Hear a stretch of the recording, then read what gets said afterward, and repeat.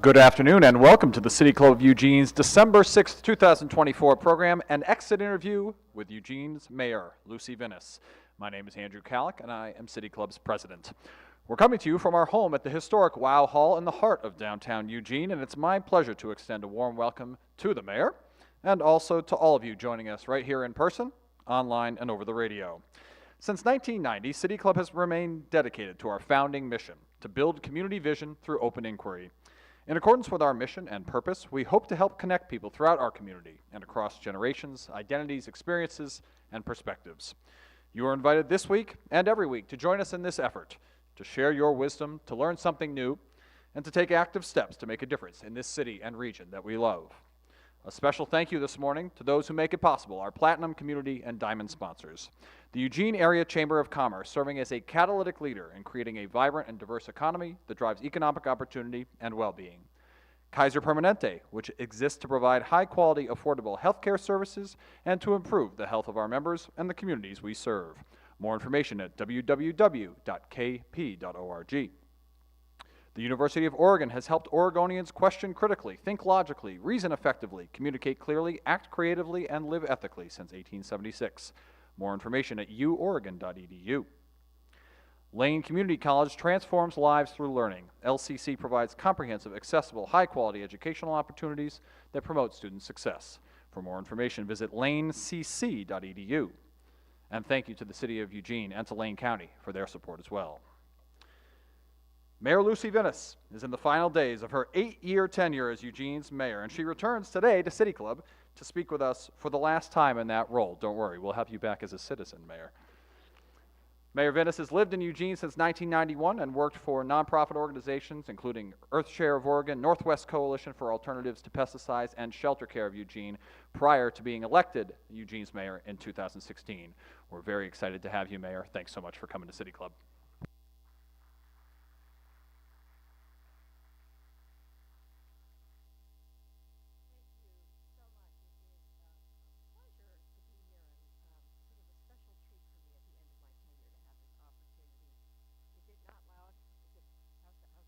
Better? There we go. So, thank you for being here. It is a really special opportunity for me at the very end of my tenure to have an opportunity to speak to all of you. I think this is where all campaigns begin, is at City Club with a candidate forum, and so it feels very appropriate to close it up by being with you again. I have loved being the mayor of Eugene. It is a unique role, as much art form as chartered authority. I have often described myself as a jack of all trades, and that has proved to be a useful trait for a mayor who must understand a broad range of issues and people while being comfortable relying on others to have a deep knowledge of issues. This is faded out again. After spending my working, can you hear me adequately?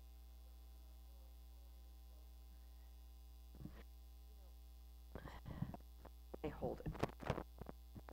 I'm going to hold it. Right. I'm going to hold it this way.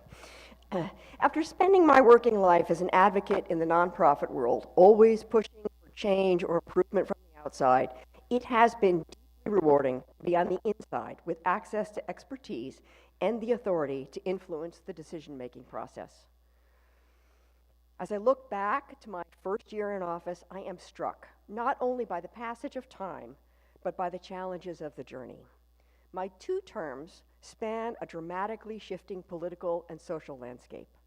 I served under 2 very different presidential administrations, divided in the middle by a pandemic, the turbulent summer of 2020, and one of the largest wildfires in Oregon history. Our city and our world are very different today from when I first took office in 2017, and it definitely does not feel like yesterday. Our perspective on the past is now colored by whether an event happened before or after the pandemic. My remarks today will travel the peaks and valleys of the shifting landscape of the past 8 years and the threads of continuity and perseverance that carried us through. In my inaugural address in 2017, I prioritized housing, homelessness, and a response to the dual challenges of climate change and population growth. In subsequent years, those priorities continued in my work and in my annual State of the City address. I have called on this community to embrace our shared values, to lean into optimism, and to welcome all of the communities within our community as a source of strength. Before this body, in a City Club speech in February 2017, I noted that, quote, "My first weeks in office have been a steady call to acknowledge our personal and collective anguish as national politics play out locally." I return to you now as we face a similar anguish. We have been here before. When I first took office in 2017, my brother gave me a book entitled "If Mayors Ruled the World." The premise is that mayors and the cities they lead must continue to do the work. They cannot get lost in partisan politics. Budgets must be balanced, roads maintained, and public safety ensured. In Eugene, we have built and strengthened a foundation over the past 8 years that demonstrates not only our ability as a community to keep moving forward, but that positions our city to navigate the coming years effectively. There is a long list of successful policies and investments adopted during my 2 terms. They demonstrate our strength as a city. We did not lose our focus on essential work to better this community, even through a pandemic and shifting political landscape. In my first term, we moved forward on transportation, homelessness, housing, climate change, and public safety. And we enjoy the tangible results of those efforts today. We passed a transportation system plan that increased investments in biking, pedestrian, and transit infrastructure, adopted a shelter feasibility study with the county that led to the creation of our first permanent shelter and navigation center, passed the Climate Action Plan 2.0 and the Community Safety Initiative. We adopted zone changes to allow more accessory dwelling units and continued our investments in affordable housing. We began the development of the Riverfront District to create a new neighborhood extending downtown to the river. I talked about the significance of middle housing in my inaugural address in 2017, and the ground was prepared in my first term for the middle housing code changes that Council adopted unanimously in my second. The path toward progress is not easy. The path toward progress, although not easy, was on solid ground. We allowed ourselves some optimism despite the federal policies that were working against us. Having campaigned on infrastructure, former President Trump turned the funding equation on its head, requiring local government to cover 80% of the cost, effectively killing any new investments. His Housing and Urban Development Secretary, Ben Carson, withdrew support for community development block grant funds, a critical resource for cities to maintain and upgrade affordable housing. And Trump withdrew from the Paris Climate Accord and obstructed any chance of federal support for much-needed green energy infrastructure at the state and local level. When COVID struck, our city faced uncertainty and economic hardship. We invested in business loans, rental assistance, and childcare, trying to help families stay afloat. Homelessness surged in numbers and in visibility.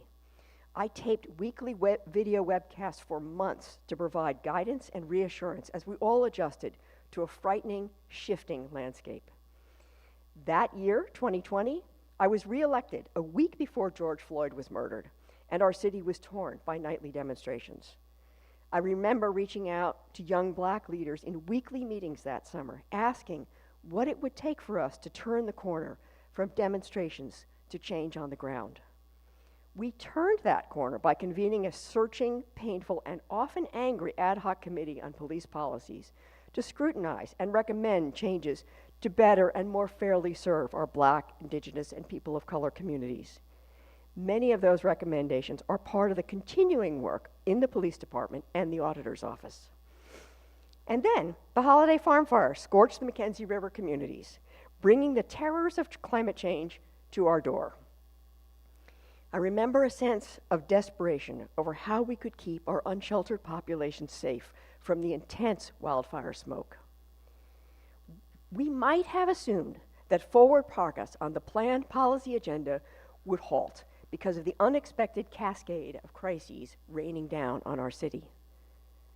I took office for my second term on January 6th, 2021, the same day as the attempted insurrection in Washington. That was the moment that the message of the role of mayors and cities came home. We would persevere in the face of turmoil. That year, despite the continuing disruptions and slow rebooting of our economy, the surge in homelessness, and the tensions and impatience to get back to normal, the city's work continued apace. Planning and construction of the Riverfront District and New Park stayed on schedule to host the Oregon 22 World Athletics Championships. Biking infrastructure was expanded. Renovations of parks, swimming pools, and community centers, funded by the taxpayer-approved bond and levy, never slowed down. The Permanent Shelter and Navigation Center opened. Within 2 weeks of the Biden administration taking office, I was invited to a White House roundtable on housing. The new administration led the campaign for federal investment that became the American Rescue Plan Act. I have since referred to that funding as the gold standard because it was allocated directly to local governments to invest as they deemed important and necessary. Among other priorities, Eugene focused on our homeless population, investing in safe sleep sites to create a managed, safe, and supportive alternative shelter where people in our temporary sites at Washington Jefferson Park and 13th and Chambers could relocate. After years of lobbying by Eugene and Springfield for federal support for the re-envisioning of Franklin Boulevard from a former highway to a multimodal urban corridor, Eugene benefited from the leadership of Peter DeFazio as chair of the House Transportation and Infrastructure Committee, and welcomed Secretary of Transportation Peter Buttigieg, who expressed his support for our vision and the funding we later received. In my first term, my attention and my learning curve was directed at city policies and processes. By my second term, coming out of COVID and experiencing the shift to a supportive federal administration, I was able to expand my horizons and engage in state and federal discussions with more intensity. National policies have local implications. I'd seen the bad side. It was time to make the most of this opportunity to benefit from the good. I was appointed to the EPA's Local Government Advisory Committee, where we submitted specific recommendations to the EPA administrator on how the Bipartisan Infrastructure Law and Inflation Reduction Act funds could be most effectively directed and prioritized for local governments. At the state level, I was appointed to the Resilient Buildings Task Force, a bipartisan working group that forged recommendations ultimately incorporated in the state's climate resilience package in 2023. And today, I serve on another state task force, the Sustainable Shelter Work Group, to prepare recommendations for the 2025 legislature on how to build a coherent, effective, and sustainable system to address homelessness. I have been able to do this work at a state and federal level because of the foundation the city has built in our policies to address these issues. In my first term, people would often ask with respect to climate change, what difference does it make what Eugene does? We're such a tiny piece of the larger climate challenge. And here's the answer. We are not alone. We are one of hundreds of cities our size in the country. Most of the US population lives in cities. If we are going to make progress on climate, or homelessness, or housing, or public safety, or equity, that work must happen in cities. Eugene is and should continue to be a model. In the past 8 years, we have done the work to bend our trajectory in the direction it must turn to meet the ongoing challenges of climate change, population growth, equity, homelessness, and housing shortages. The shift is hard. There's plenty of pushback. Consider that our Ward 7 City Councilor, Claire Syrette, was unjustifiably recalled in an overt expression of that pushback. We face daunting challenges, first with the likely disruptions in federal support in the incoming Trump administration, and secondly, with our own severe budget crisis. Eugene has over and over again demonstrated that where there's a will, there's a way. The city is willing. We're willing to try new solutions to old problems. We're willing to learn from our mistakes. We're willing to take a risk. We're willing to set ambitious goals. We're willing to invest in people and to listen to one another. My priorities and values over 2 terms have been consistent and clear, and they are aligned with the values and priorities of my predecessor, Kitty Piercy. The city of Eugene has benefited from our combined 20 years of leadership, which has provided a promising, incremental, steady response to the environmental, economic, and humanitarian challenges we face. And I am confident that we will continue to benefit under the leadership of Mayor-elect Knudsen. My parting message to you is, don't despair. We have faced and surmounted similar challenges before. We have city leadership that is innovative and experienced, a council that cultivates a culture of collegial problem solving, and a community that is well informed and prepared to advocate and advise. The hardest part about saying goodbye to this role is walking away from those collegial, productive relationships. I am grateful to all of the people who have walked by my side over the past 8 years, and I am confident that working together, Eugene has the political will, expertise, and courage to build the city we need for the future.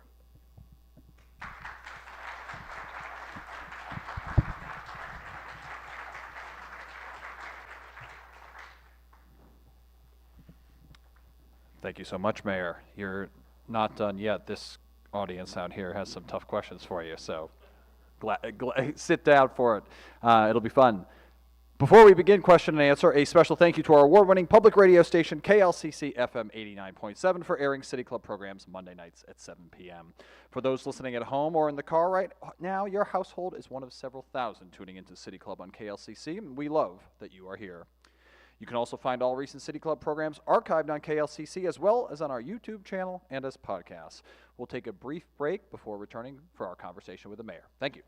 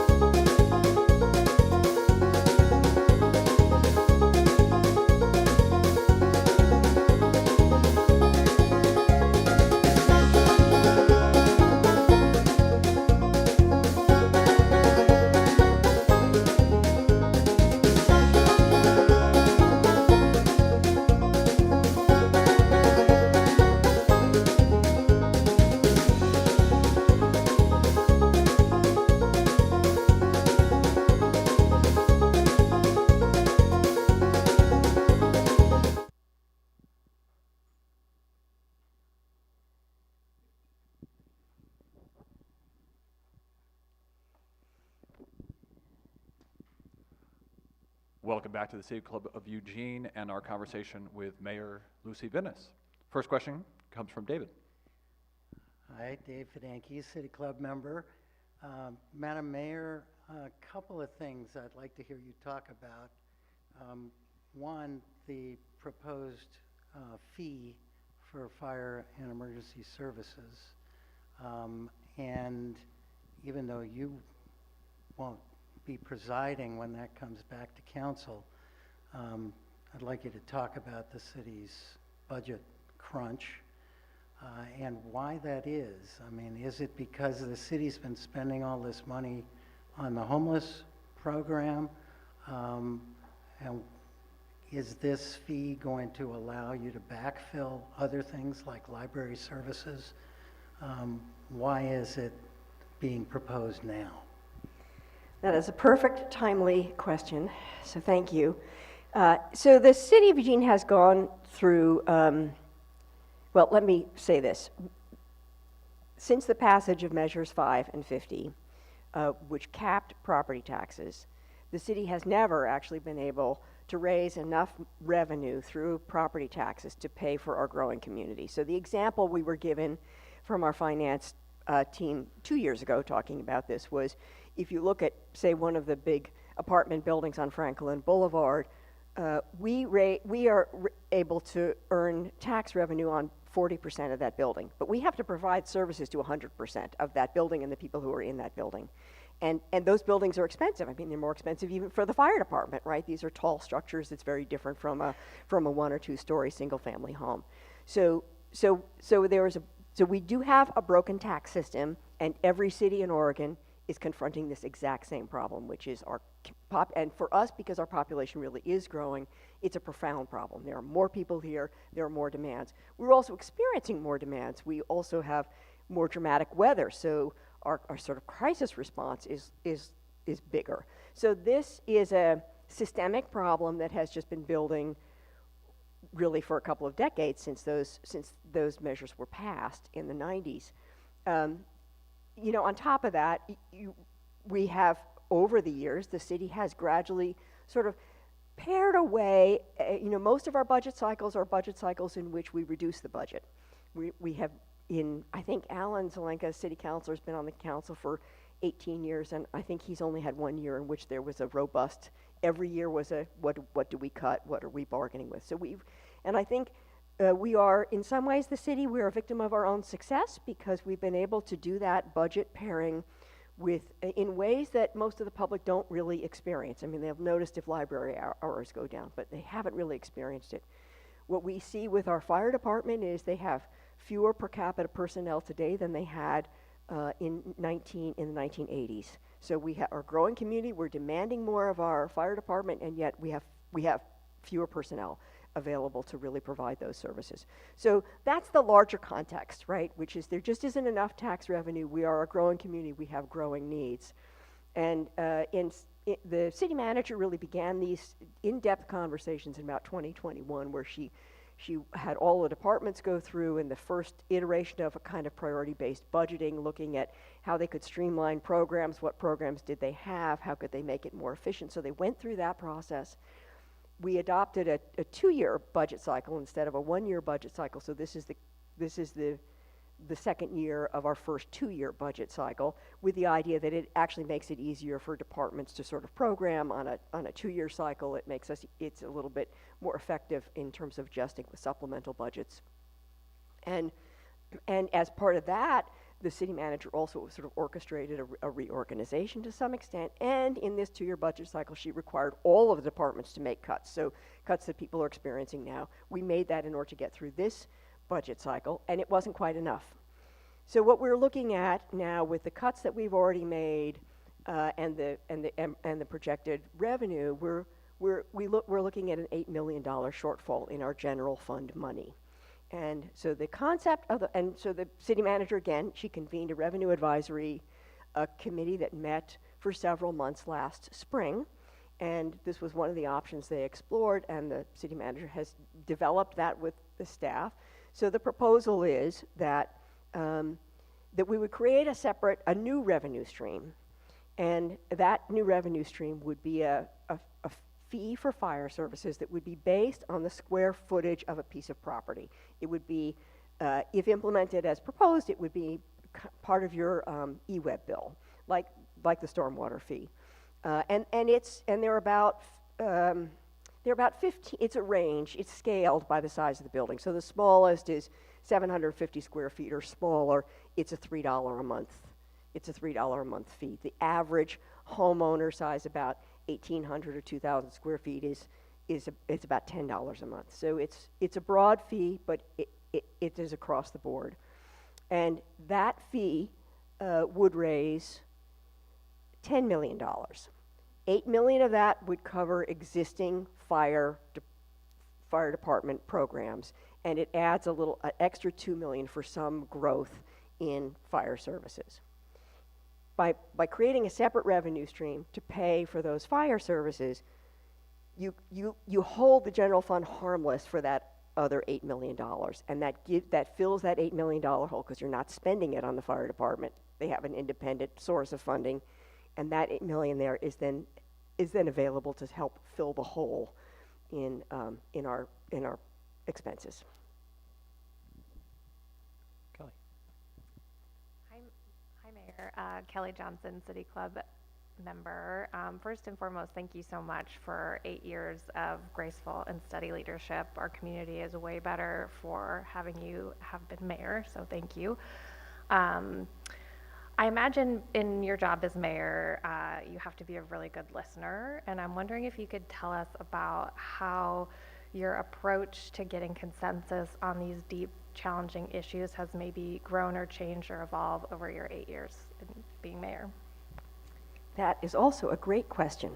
So I think, early on when I was first elected and first in office, I actually sort of disciplined myself physically to sort of sit in a certain way so that I was relaxing and focusing on people, because I just felt that if your body language is such that you're listening, it actually compels you to listen.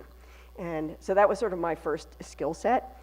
But I think I have made a point when I took office and continued that I meet with the counselors one-on-one every month. I spend a lot of time meeting with staff. I pretty much have made a point of if people ask me to talk to them or show up somewhere, I pretty much, if it fits on my schedule, I do it. So I try to make myself available. And I'm a very kind of relationship-focused person. So it's building that relationship with people that recognizing that I might disagree with them, but, but I understand where they're coming from. And so I think that enables you to sort of sit back. And I do think it's an important role of the mayor. I mean, there are places where you want to stand really firm on a particular policy or a particular decision, but you really do want to create a forum, particularly in city council meetings, where every councilor's comments are respected, where it's a collegial atmosphere, where we may disagree and the vote may not go the way I want it to go or way other councilors want it to go, but that everyone feels that they had a fair opportunity. And so there is a deep learning curve with that. I think sort of disciplining yourself not to jump in too soon and recognizing that it requires a certain amount of self-restraint to just let people say what they have to say and not sort of complete a sentence for them or be impatient about the answer. And that's a discipline. You know, you can exercise your mind to do that in a helpful way. And I think so. I think I've focused on building that skill over the years. Good afternoon, Nancy Buffum, City Club member.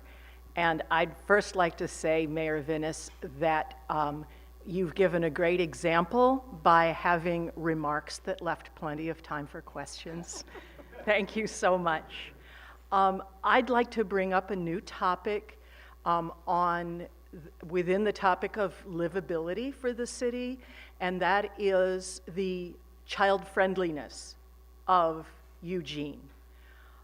When we think about our transportation system, when we think about independence of children, and when we think about the relationship of our public school systems, the public K-12 and the community colleges, I would just like to hear some thoughts that you have about the future of Eugene in terms of focusing on making Eugene a child-friendly city. Thank you for that. We'll start two things just to kick this off. I formed in the end of 2020 a Mayor's Youth Advisory Council, with the idea that with the city government, we're making adult voters, we're making decisions that will impact our children for the rest of their lives in what this city looks like and feels like, how we protect the environment, what streets and parks do we invest in, and that we should really be hearing from high school students who are growing up here who can reflect on what it feels like to be in this community. And I will say that forming this youth advisory committee is one of my favorite accomplishments as mayor, because they're awesome and they have incredible insights, and they have become a sort of valued stakeholder group for some of the city teams working on urban growth strategies. They've been weighing in on urban growth strategies now for several months with the city team. So I am focused on, are we hearing enough from students? The city council has had a three-part series of work sessions on mental health services and the whole network of systems and the need. And the second of those was from our director of library recreation and cultural services, who spoke specifically to the mental health and of youth in our community, and it is very distressing.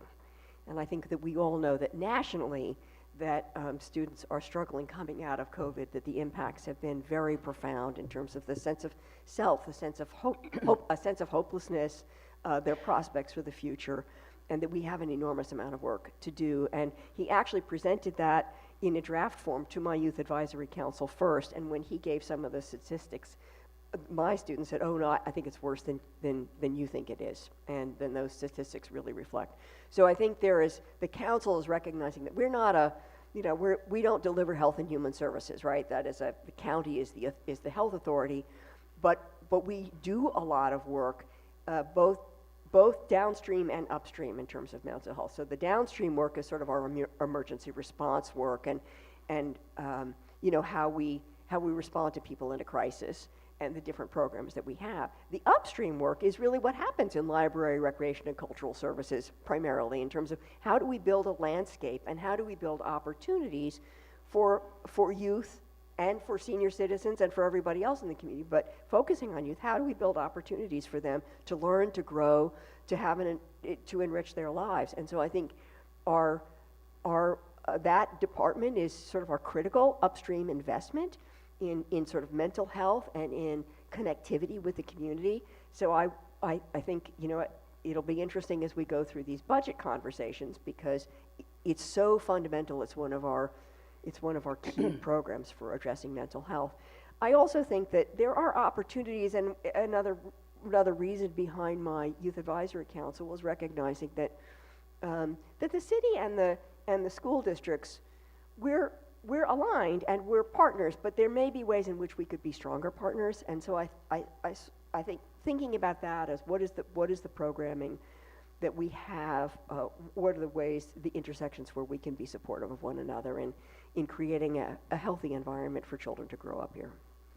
One of those Youth Advisory Council members spoke at the mayor's retirement gathering recently, and not only spoke about what it meant to her to be part of this, but what it meant for her own vision of the future as a leader. And I think that's a real testament to that legacy as well, Mayor. Betty, you're next. Thank you. Thanks for saying we could ask more than one question. I could Ask probably as many as you want, Betty. I could probably ask 12, but Betty Taylor, City Club member since 1990, the beginning.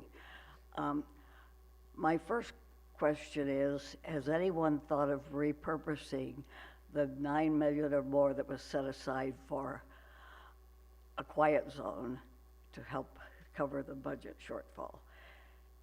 And shall I just ask the next one at the same time? Sure, ask. Next one is the city going to do anything about all the blank storefronts downtown?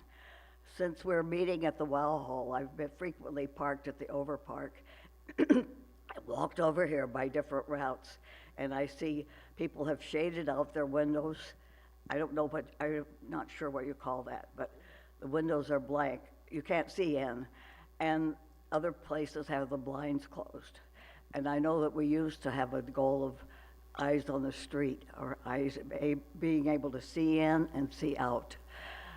And I remember years ago we started a fee for downtown merchants and exempted the empty buildings, which I think should not be exempted. I wonder if there's been any thought of having people who leave their buildings empty pay a fee so that they might be motivated to lower their rents. Thank you. Okay, two good questions. So on the quiet zone is still moving forward. It's moving at a glacial pace. I mean, I thought this would be resolved within my first term in office, and it's still out there. But it's been a long, slow negotiation between all of the entities, the railroads and the city, and so there isn't money that can be spent elsewhere because we still are moving forward on the quiet zone, and so that's sort of not available to fill, so I guess I'll just leave that answer there. I don't think that's money that's there for the taking. As for downtown, you know, we've done so much work downtown, and I will say that right at the cusp when we were just sort of coming out of COVID, I went with our downtown manager and someone from the Chamber of Commerce, and we went to Corvallis, and we kind of walked the streets and knocked on doors of various businesses in Corvallis to invite them to consider expanding and opening up a similar business in Eugene. And we thought we had some live options. I haven't been able to sort of go back and repeat that exercise, but at the time it was part of our thought that if we have a successful business in a similar small city, maybe they're ready to grow and expand. And I think we were just a little bit early. I think the impact of the pandemic slowed down a lot of that. We did, certainly during the pandemic, for a while we had an art program in the storefronts, and so we were decorating those empty storefronts to make the landscape feel a little more attractive and welcoming and interesting. And I think it's really just a financial issue. That's a fairly expensive program to run, and we weren't able to continue that. The city council did just approve an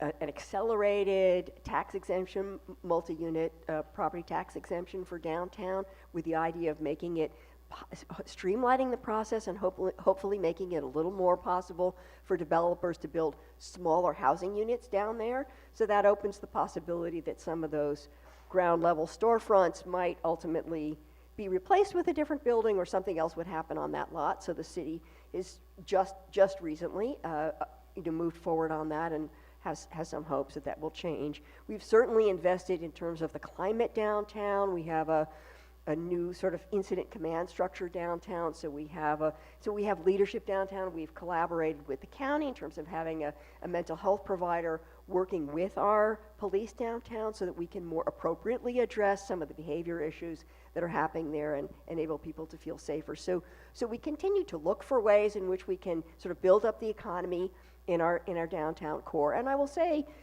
as we expanded into the Riverfront District, we intentionally did not create another commercial district there, because we want the commercial district to be our historic downtown commercial area, and we didn't want to drain, add even more retail property. My hat's off to anyone who's a retailer these days. I mean, I just think it's so hard to keep a retail in business how do you compete with Amazon? So I think, there are many forces there at work sort of making this hard to do. The cost of construction has not made it easier, but it is I think an abiding concern for the city council and the city government to ensure that the downtown, which is really the core of our economic engine, is vibrant, and that we attract as many businesses as we can. And we do have an economic development team that works with businesses. We have a liaison who works with businesses and encourages them to explore properties. So I think there are opportunities there, but it's work. Mary, you're up. I'm Mary Layton, City Club member. Just to follow up on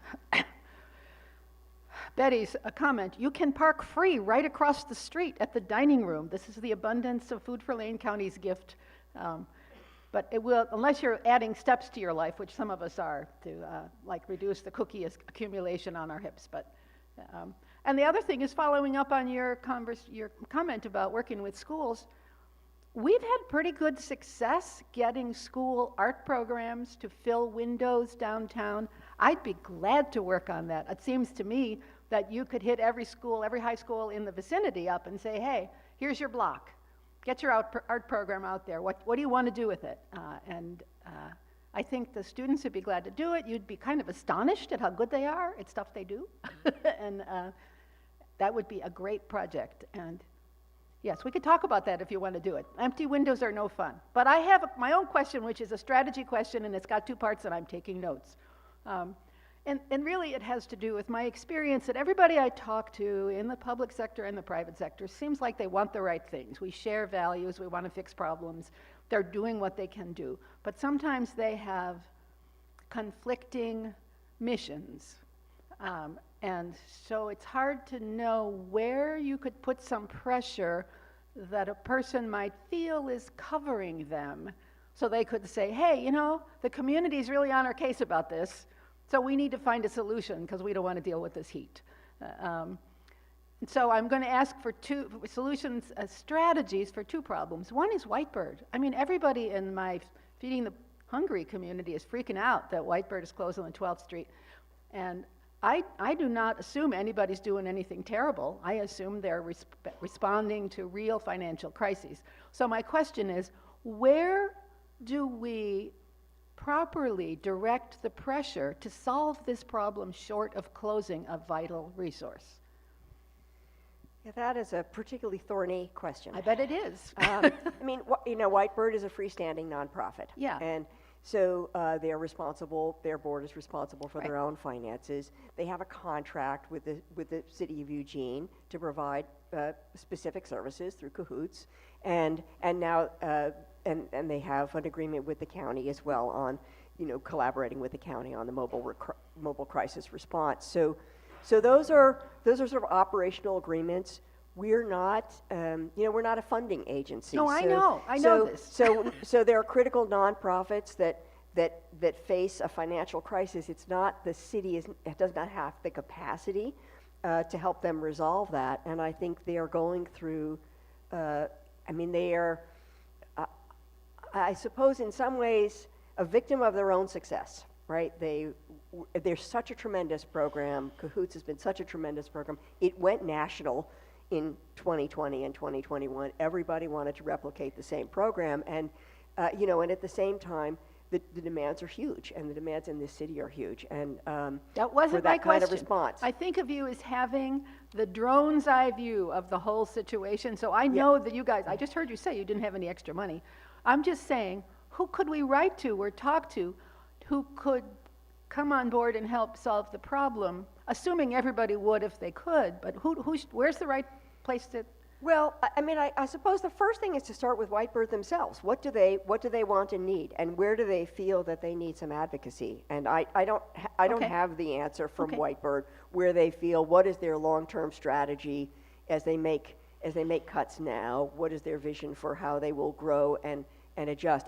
But I agree that it's a frightening prospect of Whitebird, having to reduce services because they're treating a population that is very hard for us to serve. All right, here, this one is in your ballpark. Uh, I tried to have a conversation with people about solving the conflicts at Washington Jefferson Park, because we have commissioned 3 conflicting community groups. One is the people who want to feed the hungry. They feel commissioned by their beliefs or by their organizations to feed the hungry. That's a legitimate thing to want to do. Then there's the Park District, which has a mission, a formal funded mission to develop parks that take advantage of the resources that are available in a given location. And then there's the police, one kind of police or the other, whose job is public safety. And if all of those people do their job they can at their work, they're going to knock heads under Washington Jefferson Park. Got any ideas for a strategy that would help them find the space to develop a solution that doesn't cause knocking heads? We're putting them in a terrible situation, all 3 groups. Yes, I totally agree. It's a terrible situation. And I have brought this up to the Poverty and Homelessness Board, and I think we'll talk about it a little bit in this coming week, because I think that this is the larger question about food insecurity in our community. How do we feed people who need food, and where do we do that? And Food for Lane County, of course, is our hub, right? That's their mission. And so I actually feel that this conversation needs to get lifted up into a sort of a larger conversation about how do we respond to food insecurity? Where is an appropriate place for people to be fed? How do we want to manage that? I mean, there are many challenges with this particular breakfast program, but one of it is that it's just grown, and so there are just so many people. It's just too big for that location, and the overflow impacts on the neighborhood are fairly profound. So, they're, again, victims of their own success. They've got a good feeding program. It's attracted a lot of people who are benefiting from it, but it's too big for that location. It's not a good location, although I understand that having the cover of the bridge is an obvious choice. So this is a challenge, but I do think there's a larger question for us as a community to talk about food insecurity. Where, how, do we need a little more structure? Who do we need to bring to the table to figure out how do we manage these groups that form, and then have a program, and then, how does it fit into the larger network? And if you missed our last City Club forum, it was on this exact topic, so check it out. Food for Lane County was featured among others. Commissioner, you're next. Thank you. Good afternoon, Mayor, dear colleague and friend. First, my deep appreciation to your public service for these last 8 years. You and I first met both in the nonprofit world doing human service work, long before either of us even had the idea of running for office, let alone ran, let alone won, let alone served. And here you are today. So my question for you is to the people listening who have been hearing about the breadth and depth of the work that local government does, because we all know what's happening at the federal level and can feel however we want about it, but we also know that local government is directly serving people every day, and that communities are very quickly impacted by who is in office in their local governments, whether that's a school board, a city council, a county commission, or what have you. I also know that when you first thought about running, it wasn't initially necessarily your idea or something that you had in mind or as a vision for yourself, but you clearly have grown into the role in such a spectacularly effective and heartfelt and smart way. You've governed really smart. And so my question for you is, what advice might you have for anyone listening who is considering running for local office, or maybe hasn't ever considered, What advice or thoughts or guidance would you have for them? And thank you again for your service. Thank you so much. Yeah, I will sort of piggyback on that question of just saying that I'm such a fan of local government. It's so gratifying. And I had just said to someone before this, before I started speaking, that that one of the sort of values for me of being in government during these very tumultuous days is that I had a job to do. So that instead of sort of sinking into a morass of anxiety, I had work to do, day in and day out work to do. And I think that is the sort of beauty of local government, is that we do have to deliver. And so we don't, it was the context of my, oh, thank you so much. It was the context of my speech that you have the opportunity in local government to really have an impact very directly, and it is both personally satisfying and then rewarding for the larger community. My advice to people thinking about anything, any big change, but certainly maybe elected office, is to think about, what's important to you. What is it that you think needs your particular skills and talents? What do you bring to the table? What is that insight in? Is it understanding the issues, or is it that you have a particularly great capacity to listen and you think that might be needed? What is it that you bring, and what is it that you think you want to accomplish? But I think the other thing is that we often don't see ourselves as leaders, and I think this is particularly true of women. We don't see ourselves as leaders. We need a lot of encouragement to step up into leadership positions. And so I think, in that sense, this potential to sort of invest yourself in a particular idea and assess yourself. When I was first considering running for office, I got advice that came down the chain. It actually originated with Dave Frohnmeyer, who gave this advice and said, if you're thinking about running for office, spend some time where you have totally flexible time, pad of paper in front of a computer, however you like to write, but no distractions and no deadline, and you're not going to answer the phone or answer a text while you're doing this, and sort of just write, stream of consciousness, what brought you to this place at this time. And I will tell you that I did that exercise, and when I did that exercise, the thoughts that I recorded that day became the core thoughts, not only of my campaign, but of my tenure as mayor. It was an amazing experience to actually realize the things that I had done, that I had seen as a child, or the things that I had done in college, the dots that I had never connected, that I connected in that process. And so I think what I often say to people is, you never know what you're preparing yourself for in life. And sometimes it takes a little introspection and discernment to sort of figure out, what is it that you've done in your life that brought you to this moment, and has that brought you to a place where you feel that you have some leadership potential. And the other thing is, I would say, don't be afraid of it. It's really fun. And it's really fun. It's really interesting. If you like being in the middle of things, if you like having access to information and people, and you like talk, it's really, really fun and really interesting to be in elected office. So I would encourage people to open their minds to it.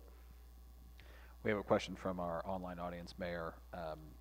And it reads, in 2017, Eugene was labeled in crisis by an outside consulting group, and in part as a result of that, the safety payroll tax was enacted. Do you feel like progress is being made? Are there more police on patrol? What's your sense of how that has gone during your tenure? That's also a very timely question. So when we passed the community safety payroll tax, we passed that in 2019. And the idea, we had a new police chief, Chief Skinner, had come on board in 2018, and we were actually on track, really, for the first time in decades, to actually have a fully staffed Eugene Police Department.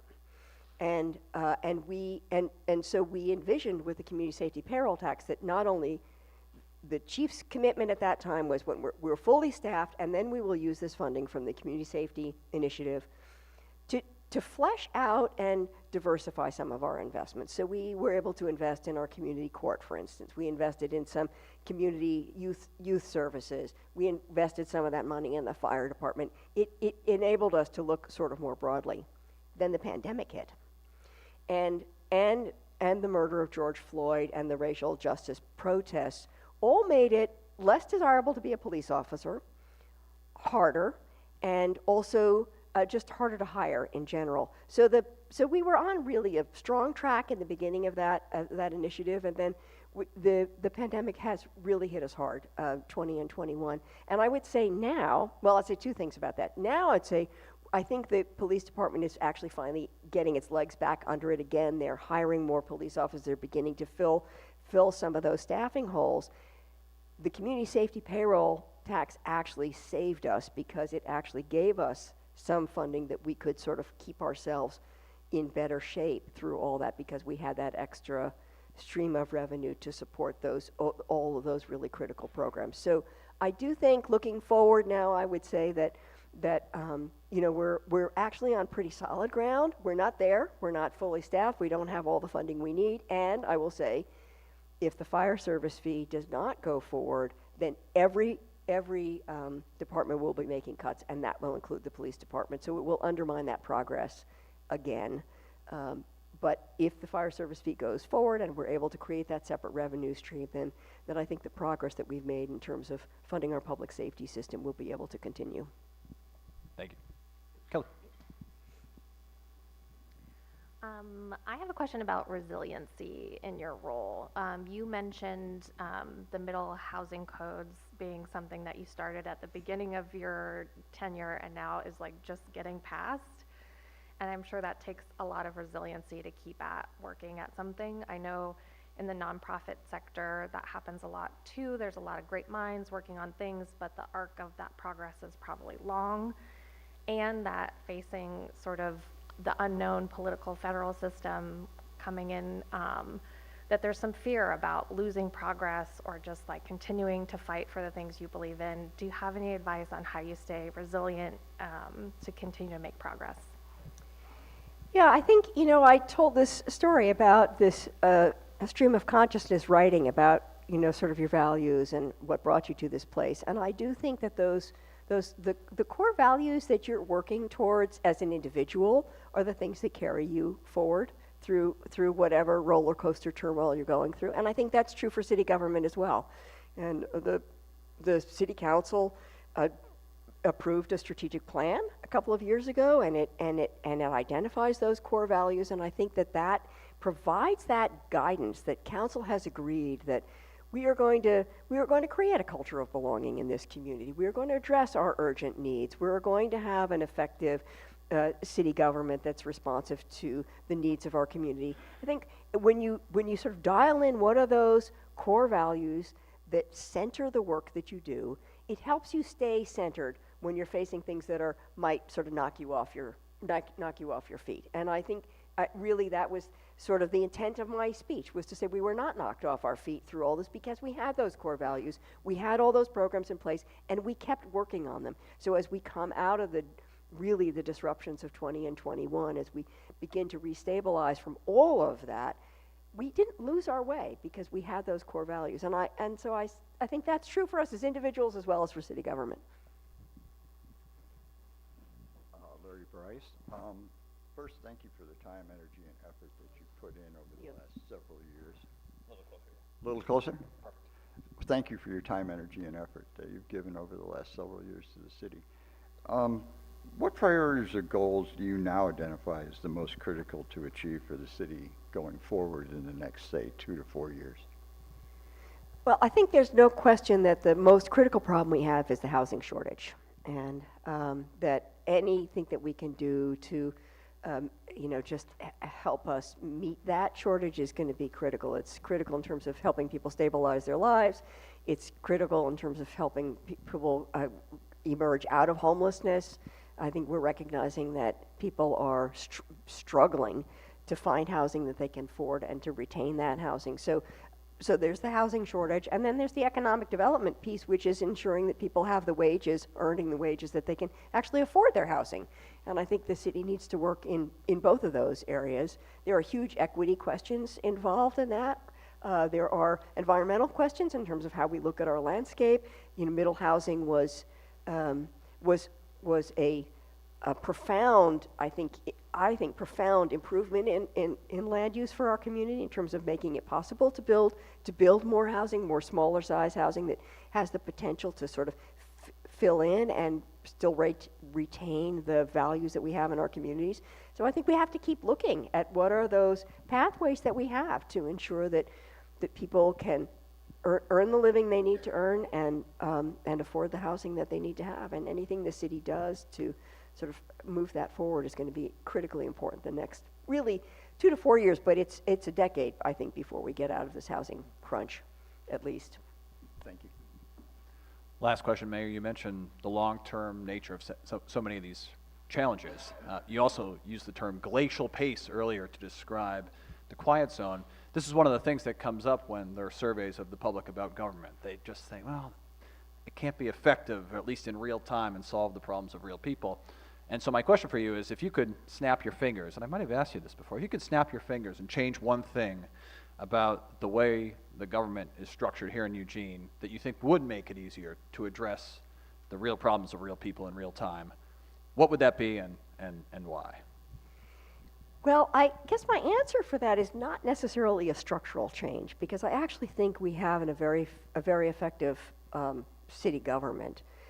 I think the biggest challenge that we have is communication. I think that is a really, we used to have sort of reliable, trusted news source, and we have a new news source coming our way that will help. But I think it's hard for the community to be informed. And the city government, we invest in a website, but a website is sort of a static place. People have to go to it, and I think that on any of these very complicated issues, it is very hard for the public, unless they're coming to City Club, it is very hard for the public to keep track of what these issues are, what the progress is, why is it going more slowly, why is it taking more time. And one of the things about Eugene, of course, is the high level of public engagement. So people, on the one hand, complained about the slow pace, and on the other hand, if we moved too fast, they didn't get a chance to weigh in enough.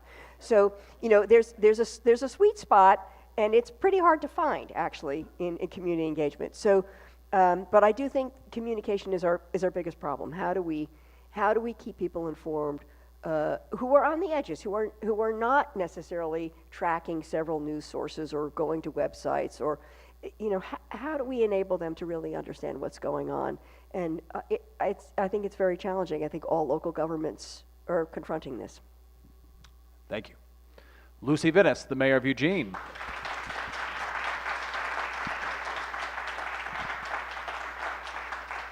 This has been our December 6, 2024 conversation at the City Club of Eugene with the mayor. City Club is back next Friday for our final program of 2024. Can you believe it? It's on December 13th right here at Wow Hall. It's our annual Gifts to the City program, where we have 11 amazing area residents ready to shower the city with gifts of all kinds. So you won't want to miss that. Thanks so much for joining us, and have a great weekend.